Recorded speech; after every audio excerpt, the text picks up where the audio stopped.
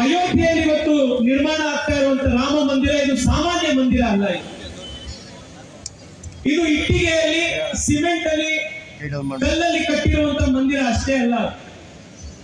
ಲಕ್ಷಾಂತರ ಜನ ಕರಸೇವಕರು 1528ನೇ ಇಸ್ವಿ ಬಾಬರ್ ಅದನ್ನು ಧ್ವಂಸ ಮಾಡಿದ ವರ್ಷದಿಂದಲೇ ಪ್ರಾರಂಭ ಆಗಿ 2024ರವರೆಗೆ ನಿರಂತರವಾಗಿ ಹಿಂದೂ ಸಮಾಜದ ಸಂಘರ್ಷದ ಫಲವಾಗಿ ಆಗಿರುವಂತಹ ದೇವಸ್ಥಾನ. ತ್ಯಾಗ, ತಪಸ್ಸು, ಬಲಿದಾನದ ಒಂದು ಪ್ರತೀಕ ಆ ಮಂದಿರ. ಆ ಕಾರಣಕ್ಕೆ ಈ ಮಂದಿರ ನನಗೆ ಅತ್ಯಂತ ವಿಶೇಷವಾಗಿರುವುದು. ಇವತ್ತು ಇಡೀ ದೇಶ ಜಾಗೃತಗೊಂಡಿದೆ, ಇಡೀ ಸಮಾಜ ಜಾಗೃತಗೊಂಡಿದೆ, ಇಡೀ ಸಮಾಜ ಹಿಂದೂಮಯ ಆಗಿದೆ, ಇಡೀ ದೇಶ ಇವತ್ತು ರಾಮಮಯ ಆಗಿದೆ.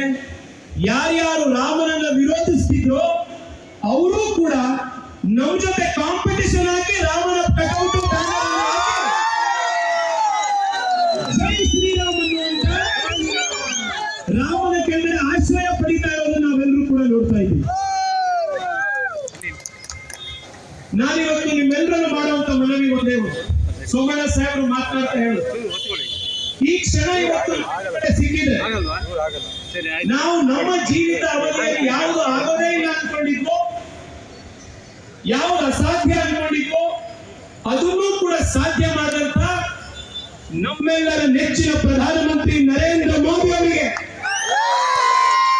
ಭಗವಂತ ಶ್ರೀರಾಮಚಂದ್ರ ಮತ್ತಷ್ಟು ಶಕ್ತಿ ಕೊಡ್ಲಿ, ಆರೋಗ್ಯ ಕೊಡ್ಲಿ. ಇನ್ನು ಹಲವಾರು ವರ್ಷಗಳ ಕಾಲ ಈ ಸಮಾಜವನ್ನ, ದೇಶವನ್ನ ಮುನ್ನಡೆಸುವಂತಹ ಶಕ್ತಿ, ತಾಕತ್ತು ನಮ್ಮ ಪ್ರಧಾನಮಂತ್ರಿಗಳಿಗೆ ಕೊಡ್ಲಿ ಅಂತ ಆ ಪ್ರಭು ಶ್ರೀರಾಮಚಂದ್ರ ನಾವೆಲ್ಲರೂ ಕೂಡ ಪ್ರಾರ್ಥನೆ ಮಾಡೋಣ. ಸ್ವಾದಿಷ್ಟತೆಯ ಸ್ವಾದ, ತಾಜಾತನದ ಆಹ್ಲಾದ, ಉತ್ತಮ ಆರೋಗ್ಯ ಮತ್ತು ಹೆಚ್ಚಿನ ರೋಗ ನಿರೋಧಕ ಶಕ್ತಿಯ ವೃದ್ಧಿಗೆ ಈಗ ನಿಮಗೆ ಸಿಗುತ್ತಿದೆ ಉತ್ತಮ ಗುಣಮಟ್ಟದ ಪೌಷ್ಟಿಕಾಂಶ Shri Vaidik millet health mix. ಇದು ಸಿರಿಧಾನ್ಯಗಳ ಸಂಪತ್ತು.